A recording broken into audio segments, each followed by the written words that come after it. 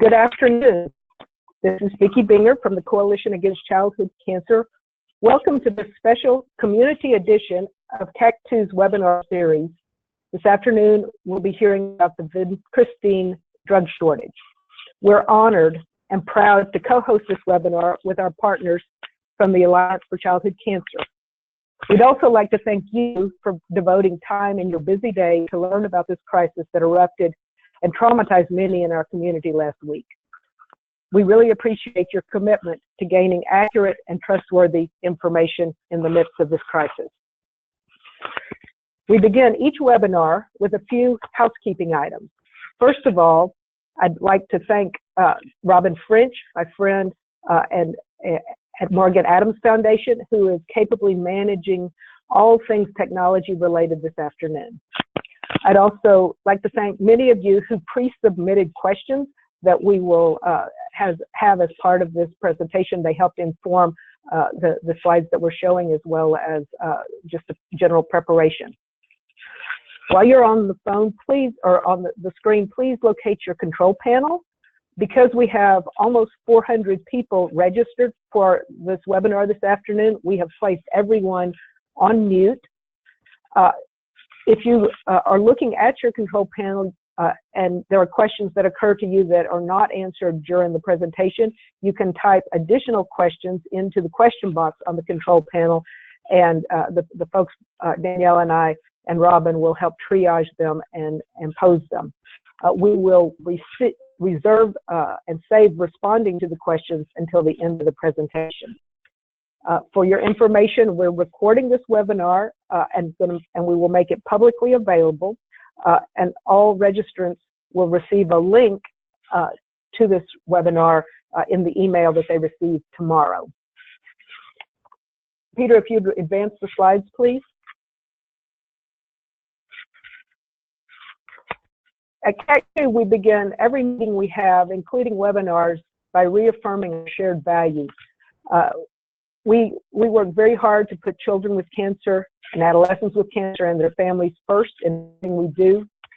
We conduct our business with respect, inclusiveness, and efficiency so that we can amplify the needs of our community and drive progress for children and adolescents with cancer. Joining me in hosting this program today is Danielle Leach, who is the Chief of Community and Government Relations at the National Brain Tumor Society, co-chair of the Alliance for Childhood Cancer, and my friend. I have the privilege today of introducing someone who many of you know because he makes himself so accessible to our community, and that's Dr. Peter Adamson. Dr. Adamson is the chair of the Children's Oncology Group, which is an NCI-supported consortium of more than 220 childhood cancer centers that do clinical translational research, including very large-scale clinical trials in children with cancer, and provide care for them over the course of their treatment. And Peter is joining us today from Paris, France, where he is with many colleagues at the SIOP meeting. Peter, thank you very much for making time in your schedule for us, and I will turn over the presentation to you, and at the end we'll post some of the questions that our listeners have already posed. Thanks. Thank you, Vicki and Danielle and Robin, for the organization and for inviting me, and thank you for working out the logistics at this meeting that we are in Lyon, France. So what I thought I could try to share with everyone tonight is the information that I've been able to track down on this. I'm going to talk very briefly about the COG. Just I think many of people, or if not all the people, know about the COG. Talk about the Vincristine shortage. Talk about drug shortages that impact drugs like Vincristine, especially in the U.S., and some of the data that people have developed. I will try to answer some of the common questions as far as what it means for the shortage, and then talk about how I think this is going to get resolved, and then close on what we can do as a community so we don't have to go through something like this again. I think, as Vicky said, this has really impacted, I think, everyone in the childhood cancer community. Of course, most especially our children and families with cancer. And so I think as we get through this episode, galvanizing the community to find solutions will be important. And we'll try to leave time to answer as many questions as we can. I will tell you if I know the answer, and I will also tell you if I don't know the answer to the question. So very briefly, I think most people know the Children's Oncology Group. As Vicky said, it's supported by the NCI. We're a research group. We conduct clinical translational research and do clinical trials, all phases of clinical trials for children with cancer. Within the US, we have about 200 sites. And because of how many years the Children's Oncology Group and its predecessor organizations have been working at this, we estimate about 90% of children who are diagnosed with cancer in the US are cared for at one of our member sites. And we are very fortunate that a relatively high fraction of children with cancer and their families participate in our research. We're not just a US organization, even though the topic of today is a US-centric problem. We are a global organization. Most of Canada's childhood cancer sites are members of COG. Similarly, Australia and New Zealand, we have one site in the Middle East. Europe is organized differently. We have many, many collaborations with Europe.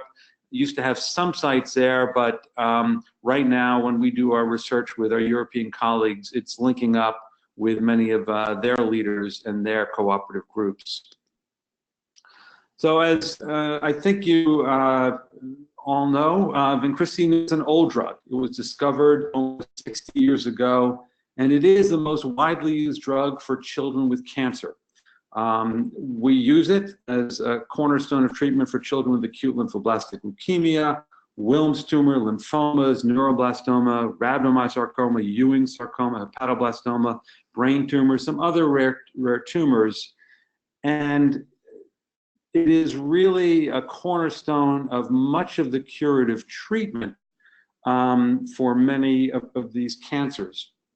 And thus, we have been concerned that should we ever run into a shortage, the potential for Vincristine truly impacting the care of children with cancer was high, and that's why there was such urgency to this problem. Let me tell you what we do know, and I will also share with you, I was fortunate to have a conversation with Pfizer earlier today to ask them some questions about where we stood, and I'll relay that information to you. So in July of 2019, there were actually two companies who supplied Vincristine, which is a generic drug. There was Pfizer and Teva Pharmaceuticals. In July of 2019, Teva stopped supplying the US market. At that time, the estimates were they had from 3 to 15% of market share, and this was a quote-unquote business decision. Now, the FDA has a staff for shortages. It's an office, and that is really where we get our information about shortages. And they are truly an incredibly engaged and helpful staff.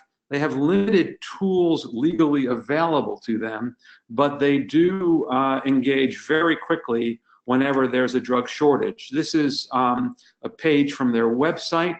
You can, if you Google FDA drug shortages, you can enter any drug into that to see if it's on shortage. And this was a very recent one, and you can see, looking at Teva, that in July 5th of 2019, what the FDA's website says, they made a business decision to discontinue the product. Now, in my discussions with the FDA and their discussions with both Teva and Pfizer, there was a confidence that Teva leaving the market was not going to create a problem with drug supply, and therefore the FDA did not take further action based on their discussions with Pfizer. That's where things stood up until October this year. Now, at that time, we are fortunate that the children's hospitals and university centers that take care of children with cancer are networked, and they're networked in part through the Children's Oncology Group's Pharmacy Committee.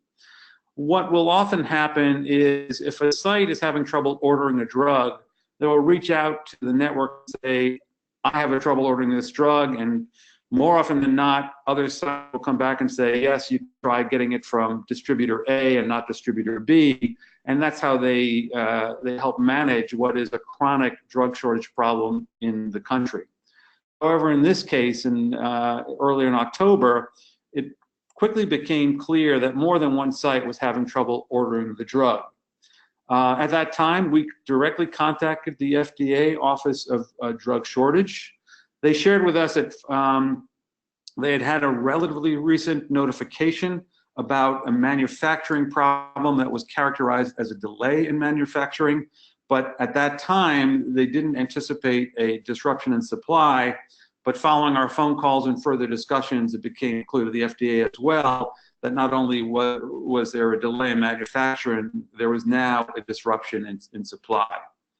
So their website was updated, and this was the update screenshot I took from the 16th of October, and what they report now from Pfizer: shortage per manufacturer, manufacturing delay, product shipment in transit. Similar information became available on the Pfizer website, where they basically said we are depleted. And as I think many in the community know, in the 18th of October, Pfizer released this letter, and they said, based on current forecast, we believe our next deliveries will meet current patient needs throughout the rest of the year. And I'm going to pause here and tell you a little bit more about what Pfizer shared with me is what this means, because the full recovery is predicted in December for the 2 milligram vials and in January for the 1 milligram vials. Pfizer, as of earlier today, said they have received shipment in the US again, and they started distribution.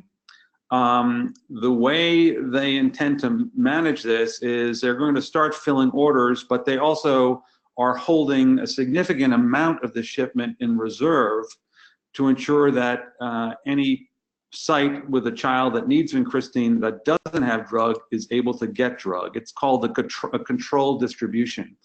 Their concern, and I think it's a legitimate concern, is whenever there's a shortage, obviously every center wants all the drug it thinks it needs for whatever period of time.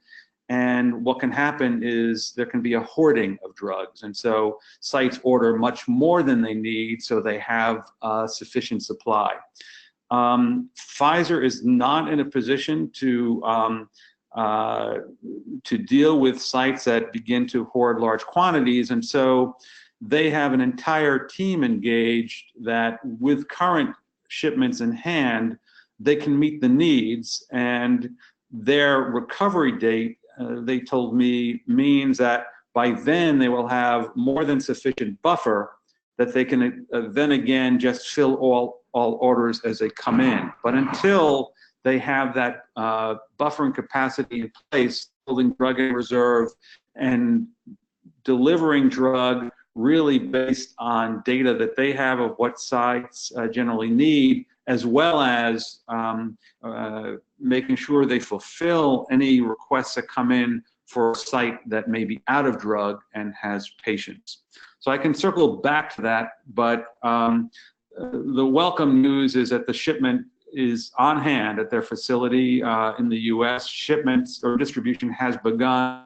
Then they do have an entire team that's going to manage the controlled distribution over the next few weeks to make sure that no child goes without Vincristine, and that by the time December and January roll around, they will have a sufficient stock that they can then allow sites to order based on their needs and not continue the controlled distribution.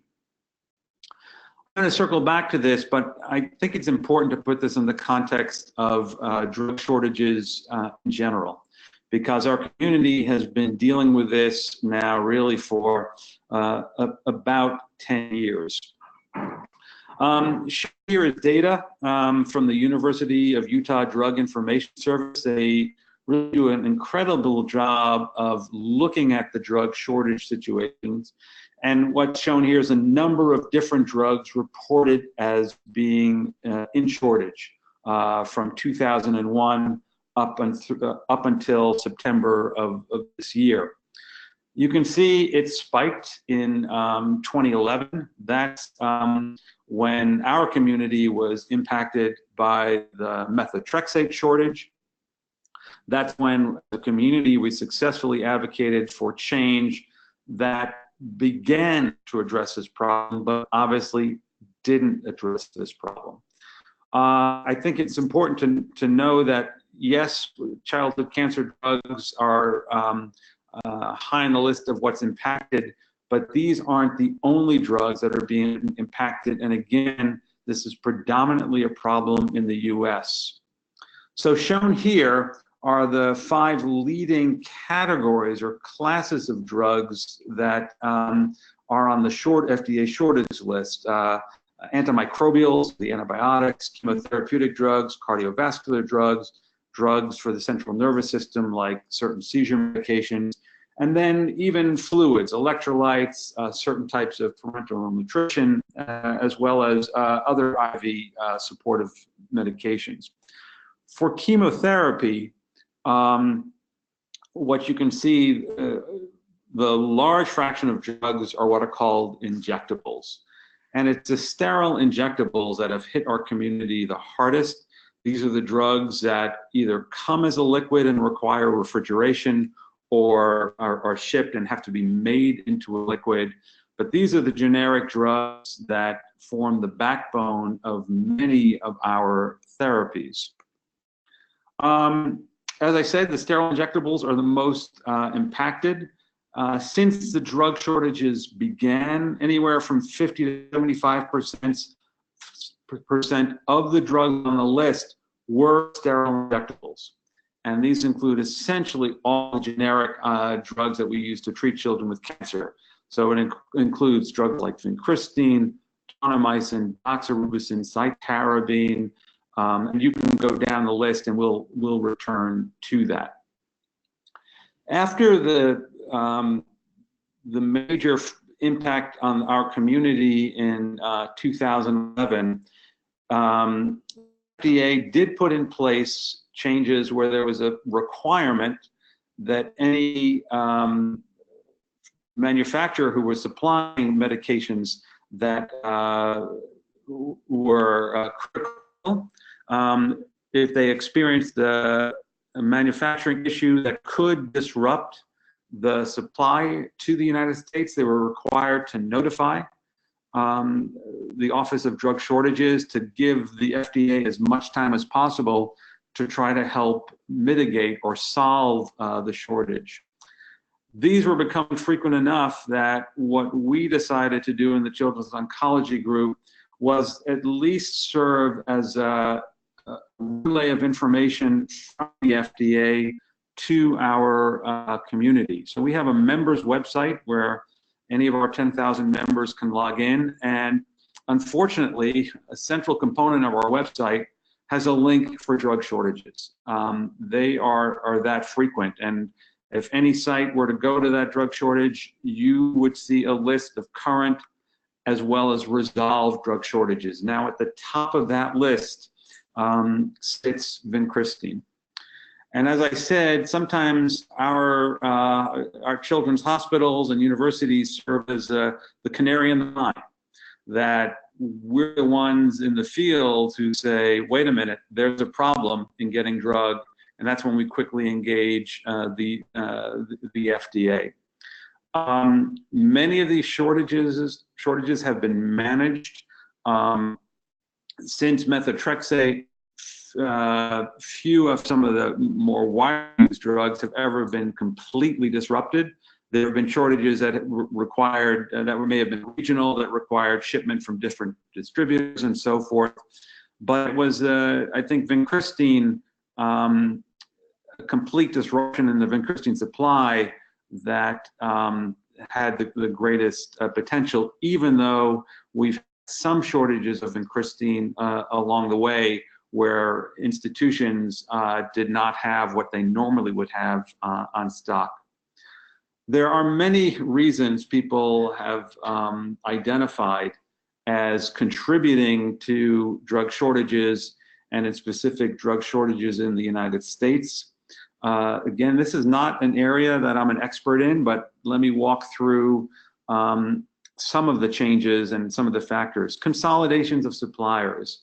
So what's happened, I think, globally, but even more so in the US, is we're often down to one supplier for the entire country. So similar to what happened this summer, where there were two suppliers, there are people leaving the market, and we can talk about why they're leaving the market, the US market, such that there is a single supplier. And often, if there's a single supplier at a single factory overseas that has a problem, the downstream effect means that we run low or potentially run out of shipment of drug to this country. There can be challenges in acquiring the raw materials. This is more of a problem at the global level. It doesn't strike the US any more or less than global sites, but all drugs begin with what's called the API, the active pharmaceutical ingredient. And there are times when that basic supply, there are challenges in getting that raw material. That was not the case for Vincristine. Manufacturing problems are high on the list of what can happen. Now, for some suppliers in the generic industry, their factories are quite old, and the FDA works with them to try to bring them up to standards. But at times, the FDA has to stop the company from using those factories because of major problems in quality. Now, what ultimately happens, given the investment to bring the factories up to 2019 standards, is after that investment, a generic company may decide that they're not going to make the $5 drug anymore. They're going to make a more expensive drug, and we can circle back to that. There are regulatory issues. The FDA keeps a tight control on all drugs as far as quality that come into the country. And I think there can be challenges for smaller companies, generic companies, to learn the requirements to meet the standards that allow them to become generic suppliers in the US. There can be natural disasters, and this happened most recently in Puerto Rico, which did a fair amount of manufacturing in the generic industry. When you have a natural disaster that wipes out a major manufacturer, it can impact many drugs. And ultimately, there can be issues with supply and demand. And in my conversations with representatives from Pfizer, it was in part a spike in demand in August of this year, when a cousin of the Vincristine drug used for other cancers went on shortage, and other providers started turning to Vincristine as a replacement. That's not known with certainty. What is known with certainty is that there was a spike in demand, and when that spike occurred, obviously it put pressure on supplies, and the challenges of ramping up production and meeting the new demand is, I believe, where Pfizer ran into trouble as far as their timelines to try to deal with the spike that occurred and maintain supplies. When the University of Utah looked broadly, again, this is not just cancer drug shortages. They tried to get as much information they could on all drug shortages. For about half of them, it was unclear what was causing the shortage, but you can see of the known reasons, manufacturing and changes in supply and demand are high on the list of reasons that do this. So ultimately, the question is, why is this problem so heightened in the US? And I think the simplest way to frame this, it's economics. And for various reasons that others have greater expertise than I,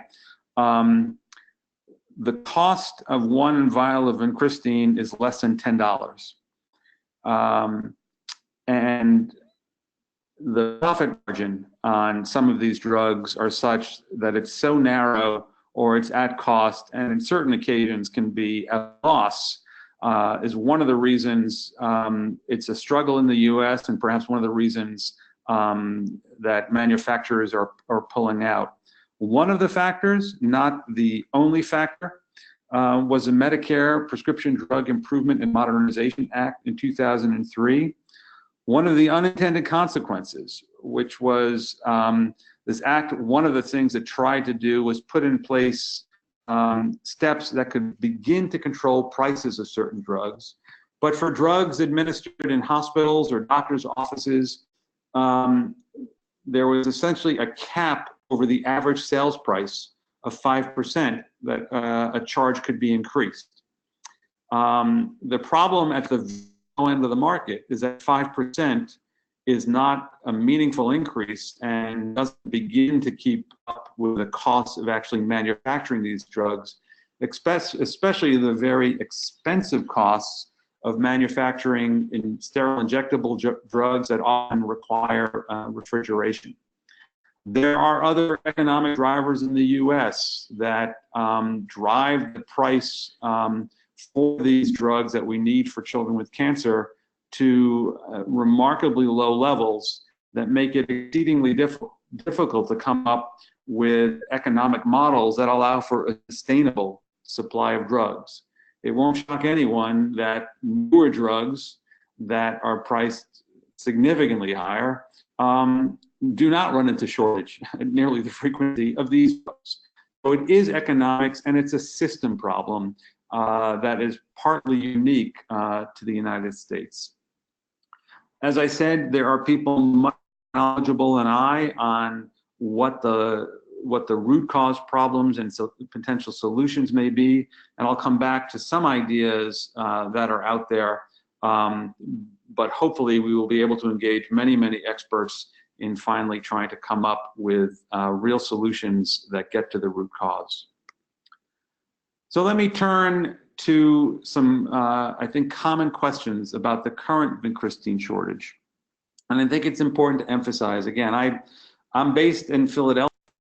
I am privileged to lead a large research organization, but I am not directly working for any of the steps that are required in the manufacturing drug, in the regulation of drugs, in the policy of drugs. So I'm going to share with you what I know, and if I do make any mistakes, I will certainly do my best to correct them. As I said, I've informally spoken with representatives both from the FDA and Pfizer. I will share what additional knowledge I've gained through those discussions, but really everything else that I'm going to reflect here is, as far as information, is already in the public domain, and much of it is a perspective, and I will do my best to point out what is facts that have been shared with me, and what is my view of the situation. So I'm just going to touch on, I think, a handful of questions, and then at the end of the session, I know Vicki and Danielle have been taking questions from everyone on this webinar, and I'll do my best to answer as many as I can. So I think the first one for any family with a child with cancer is, what is the potential impact of missing or delaying a dose or doses of Vincristine? And there's not a single answer to that, but let me try to put it in a perspective, as well in the perspective where many years ago, when drug shortages started happening, we brought together experts, we brought together ethicists, and we tried to come up with some guiding principles that doctors and their hospitals could use to manage their own patients at their hospital, because every hospital has a slightly different mix of patients, a slightly different mix of needs. The highest priority in general for certain cancers where we use vincristine is when we use it at the very beginning of treatment. The classic example is for children with acute lymphoblastic leukemia. There's a combination of 3 or 4 drugs that are generally used to induce a remission. And a remission means by conventional tests, we can't detect leukemia. That takes about 4 weeks, and we give vincristine once a week for those 4 doses. Vincristine is a major part of what induces a remission. There are certainly some children who don't receive all 4 doses and go into remission. But in general, we as pediatric oncologists do everything we can to make sure those 4 doses are administered. Now, later in therapy, and this is true in other cancer, the relative contribution of vincristine at times is a little less clear. And I can tell you in ALL, for many children up until currently for some, we would give vincristine once a month. And we've been doing research and we've been looking at research that's been done in Europe. And in our next generation of clinical trials, we believe there's now more than enough evidence that in the context of the current treatment for children with ALL, by the time they get to maintenance therapy, they do not benefit from once a month vincristine. It can be spread out, and we think spread out to every 3 months. So we certainly think we have some flexibility for children in maintenance. I would emphasize that our stance is that every child who's scheduled to get vincristine ought to get it on time. But where we do have flexibility is in later phases of therapy, and it's in later phases of therapy that we begin to more frequently have to make some adjustments in when and how much vincristine we give to children. So as a general principle, it's at the very beginning of therapy where we are most reluctant to ever modify vincristine. But later phases of therapy, I think we begin to have flexibility. My understanding right now, and it is not complete, but I anticipate for the sites where they had to start managing their remaining vincristine, they delayed a dose of vincristine. It is certainly possible that there are children who've actually missed a dose. I think the impact beyond the understandable anxiety and concern that it has engendered, I don't think there would be a significant impact of delaying a dose or of potentially missing a dose. But I would certainly encourage anyone who has questions to discuss this specifically with their pediatric oncologist as far as what does it mean.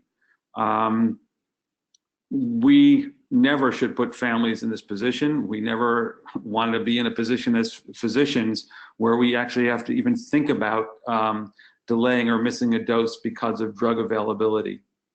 So I encourage people to talk to their doctors, and I'm certainly encouraged by the fact that I think we are over the worst of this storm from a standpoint of any child going without vincristine who's scheduled to receive it.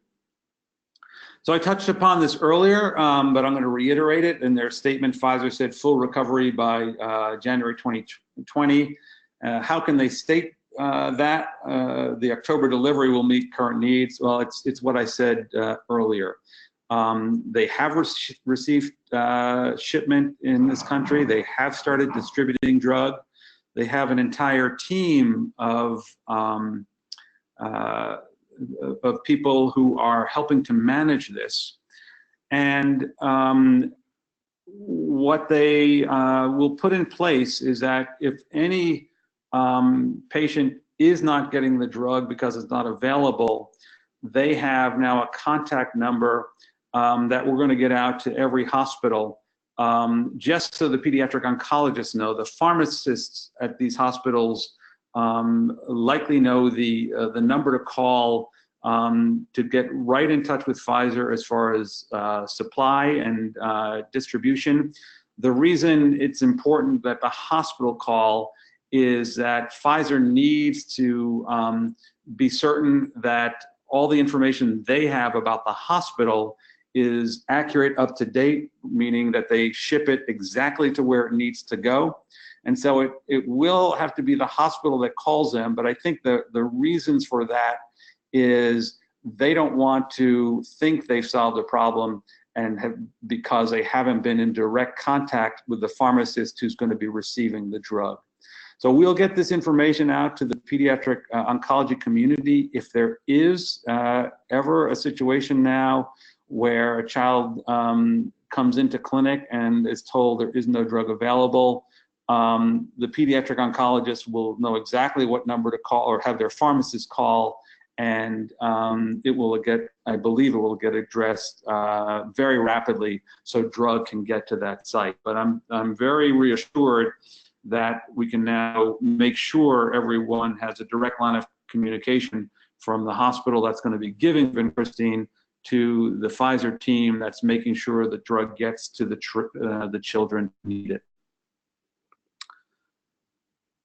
When Teva left the US market, could other actions have been taken by, and I've basically grouped everyone here who people have asked, what could have happened?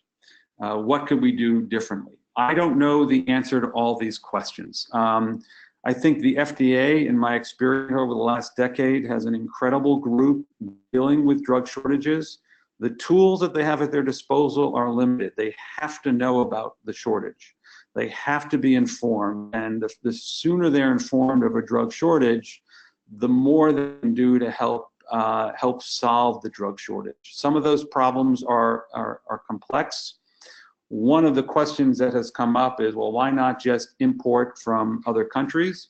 Well, the FDA is certainly, my understanding, having spoken with them, they certainly put those programs into motion, but it's not as though there's a glut of Vincristine on the global market. So the supply for Canada can't simply be diverted to the United States because there's not an oversupply in Canada. It can get managed, but it's not turnkey. It's not turning on a spigot that we simply can divert drug that's intended for children in another country and send it to the US. Nonetheless, the FDA has a lot of experience in working with suppliers and companies to find out what drug is available that could come into the US, and then they can relax their importation rules. Could Pfizer have done something differently? I think, again, I outlined the economic challenges that I think all generic manufacturers have for sterile injectables. I'm not here to defend or speak for Pfizer. I certainly can't do that.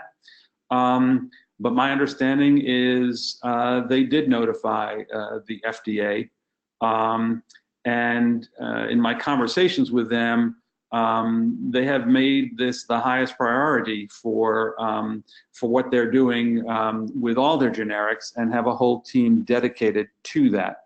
So should we ever have a situation where the supply stops? No, and that's going to be, I think, the focus of advocacy. What could hospitals do differently? That's a real challenge. I mean, hospitals are generally very good at predicting what they need on a month-to-month or quarter-to-quarter basis. And if all of a sudden they can't get it, that obviously can be a disruption. In this case, between the hospitals and the Children's Oncology Group, it very quickly became clear that this was not an isolated problem. And I think the open lines of communication we have between all children's hospitals and universities, that open line of communication with the FDA is beneficial, and it's a two-way communication. We help the FDA understand what's happening in the field, and the FDA engages their team to reach out to the company or companies, get to the bottom line of what's happening, and immediately start working on solutions. What could advocates have done? I think advocates have done a remarkable amount of work. This has been on the radar screen, and there is work that has been going on and continues to go on in the advocate community. I think Danielle may come back to that. But what I will return to is we as a community cannot continue to put our children and families at risk. And I'm hoping that this incredibly difficult episode can serve as a catalyst. And that catalyst, I think, predominantly is going to involve help from Congress, where we are fortunate that this is an issue that has engendered interest in getting to the bottom and finding solutions that has been unquestionably bipartisan. So let me turn briefly before we open it up to questions. When we became aware of this shortage, and as I said, since 2011, I think when we thought about what would have the potential for the most impact, it was Vincristine that was on the list. And we recognized that information was coming out, and it was coming out quickly, and it was not clear what the status was. And I think there was misinformation, and usually that's from a lack of communication, a lack of transparency. But I shared this letter with the community on the 16th of October, and it basically shared what I was able to find out the moment we heard there was a shortage. Clearly, what we do next, there are many, many experts who can weigh in. I'll begin to say I'm not an economist, and I'm not an expert in drug price policy, and I have no doubt that additional strategies exist. And just to give you a sense of what research has been done on drug shortages, if you go to the website that lists all research in the medical field, it's called PubMed, and I did a simple, and I'm sure it's not a good search.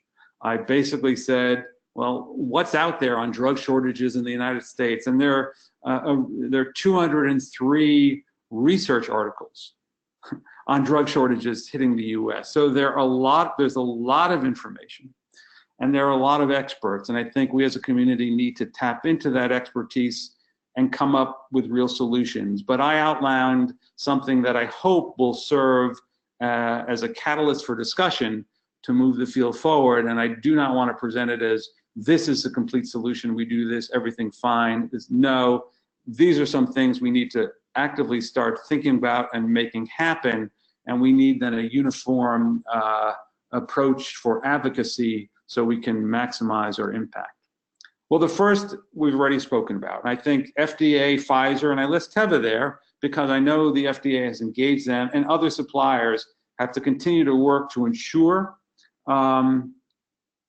supply to the US, so all children requiring Vincristine receive it on schedule.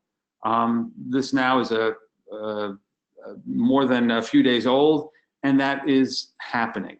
So again, I think I'm reassured by this, but not reassured that we don't have open lines of communication with the FDA, and we don't have open lines of communication with Pfizer. We do, and we have, I think, the right teams of people involved. Economic solutions, however, whatever they may be, I think are going to be taking time. And I don't think we can continue to live without a realistic backup plan. I believe that Congress should develop, fund, and implement strategies that stabilize the national supply of key childhood cancer drugs. I think one thing that may be difficult, but we ought to pursue and investigate, is a national reserve of childhood cancer drugs. If the supply to this country is disrupted to the point where children are going to miss doses of drug, we tap into the reserve. Government contracts to try to stabilize the financial markets, that there's a guaranteed buyer for these supplies, could help with the supply.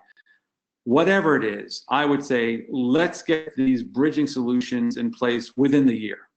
Let's not put the community through another shortage of a different drug. Let's get this backup plan into place as quickly as we can. Let's see what else we can do to guarantee that if the one supplier and the one manufacturer cannot deliver to meet the demand in the US, we're able to meet the demand for all children with cancer. And then let's get to the root causes. I think we have to address the regulatory and economic policies that result in, unfortunately, the US being at the top of the list of countries most impacted by shortages.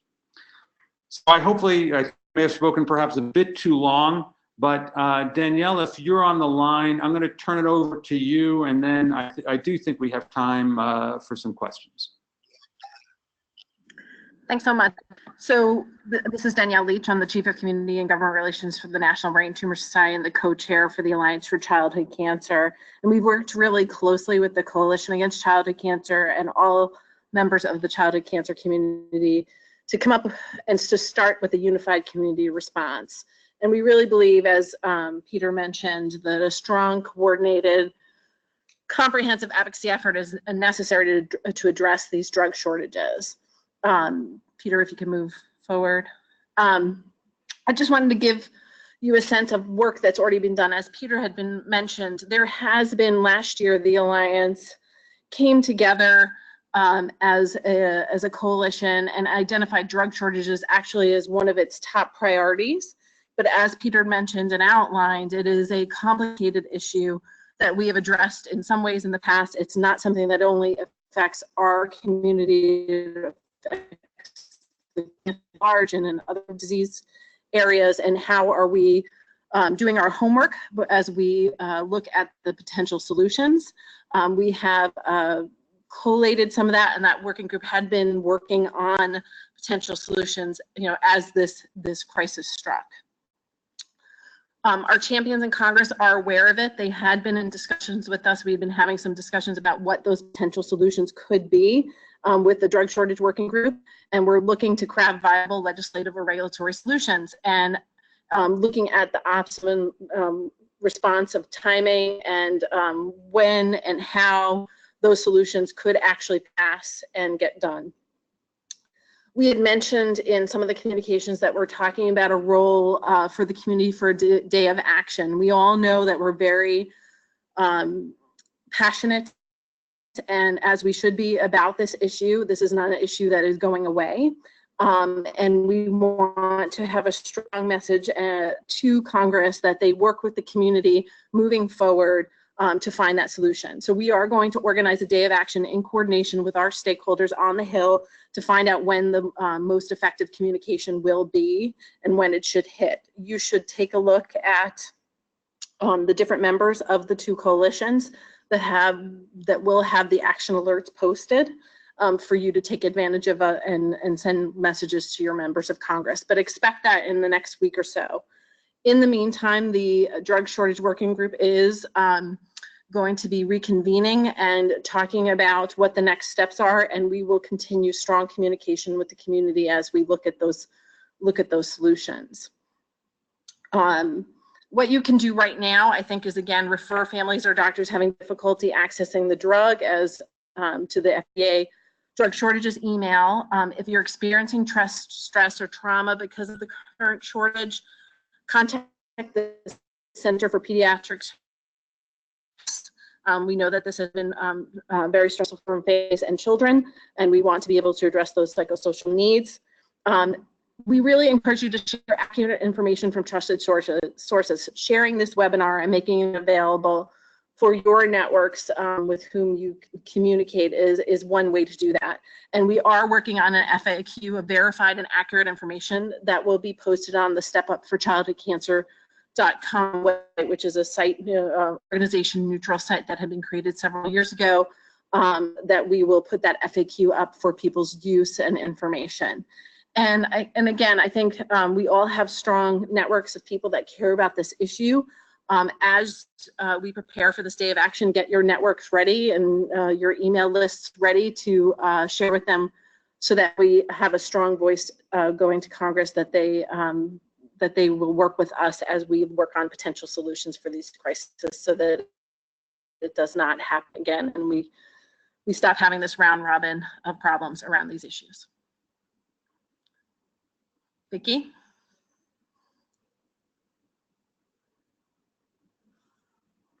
Or Peter, do we want to do Q&A? No, yeah, so this is Vicki, and we do have some questions that were pre-submitted, and we also have some questions that are coming in through the question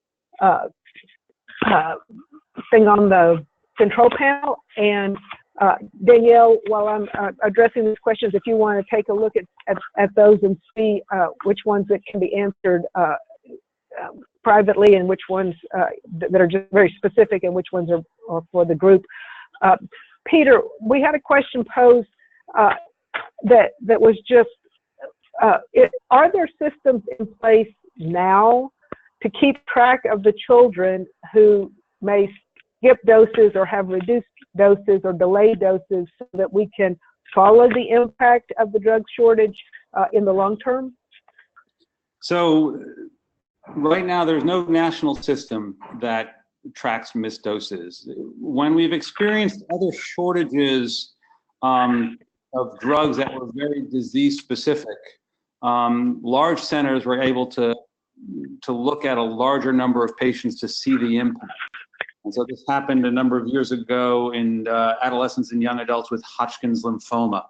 But there is not a national system of tracking which patients have these doses. And I think moreover, would I like to know? Absolutely. The reality is, if we're talking about a missed dose, and it's a relatively number of children, we're not going to be able to sort out. I think our mantra that every child should get drug at the dose and schedule prescribed is what we should stick to, even in the absence of that data. Okay, thank you for that. Do you have any information just about how the distribution of the drug is going to be allocated?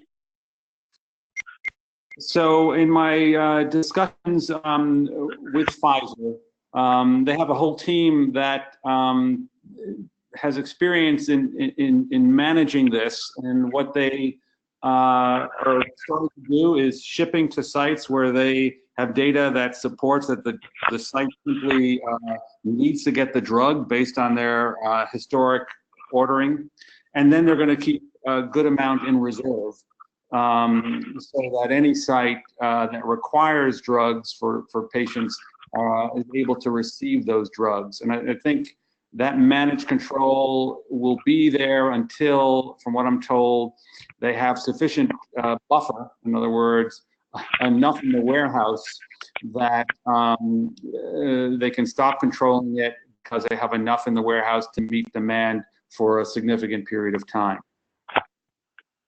Okay, so coming through the question box, we have 3 different questions that we may or may not be able to address, but they all have to do with the manufacturer of Vincristine outside the United States.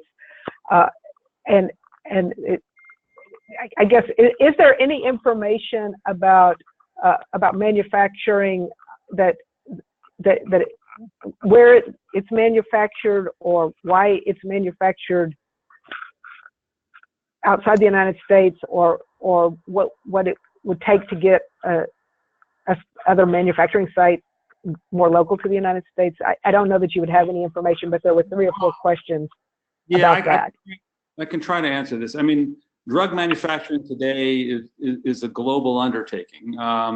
Raw materials from certain countries, the facility that takes that raw material and make it into a drug. Pfizer is a large enough company that they have their own facilities around the world. I don't think, my understanding in this case, the geography was not and is not a factor. The triggering event was the spike in demand, and then the challenge of how do we meet that spike on a short timeline. The processes in place for the manufacturer of Vincristine for the U.S. meet the highest of standards, and they'll continue to meet the highest of standards. So all drug coming into the country is of the same quality as all drug that has come into the country. It gets more challenging when the FDA has to relax importation from other suppliers, but the FDA really has a good understanding of which suppliers they have higher confidence in and which suppliers that they would be reluctant to utilize. But in this case, the fact that it was overseas, I think just reflects the reality of how drugs are manufactured across the board, including the sterile injectables. Okay, so just as a follow-up to that, Peter, I assume, it sounds like, but I'd just like you to confirm that there is someone, and I don't know a particular person, but there is a way of monitoring and a plan that makes sure that quality does stay high of the vincristine that's being produced while there is this sort of rush to respond to the shortage.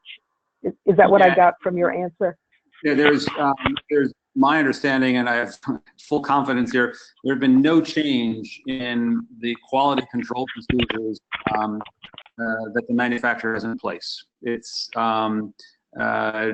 in fact, it does take a certain amount of days to meet all the requirements that before it's released.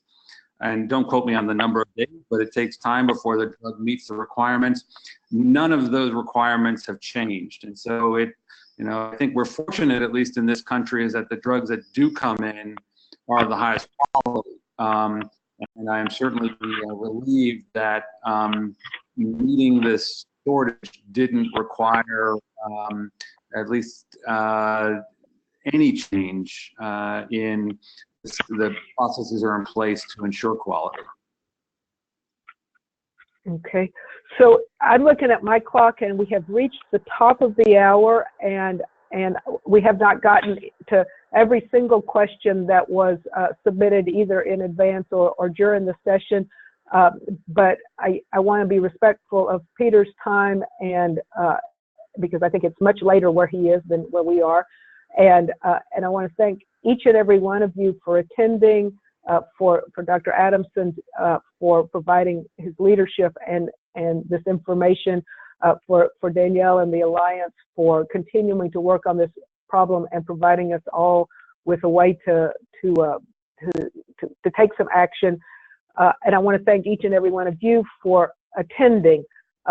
After this session is over, you'll receive an email survey that will ask you about this webinar and give you a chance to provide feedback about it. And that's important, and I hope that you will complete it.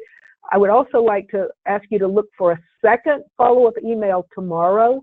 In that email will be the link for viewing this webinar on YouTube and other information about the progress we're making on creating the FAQ was mentioned in the presentation, and also the day of action. And if you attended this webinar, or if you registered for it and were unable to attend, we will use those email lists with a BCC to continue to communicate with you about what we're going to do as follow-ups to this. So thank you so very, very much, and to our partners and our presenters, and to those people who attended. And that's all we've got for this afternoon. Thank you. Vicki and everyone, thank you, and thank you and the Alliance. People do have questions. I encourage them to talk to their pediatric oncologist. I do my best to answer all emails, but the inbox is a little full, so please be patient if you've reached out to me. But thanks everyone, and I appreciate the community support.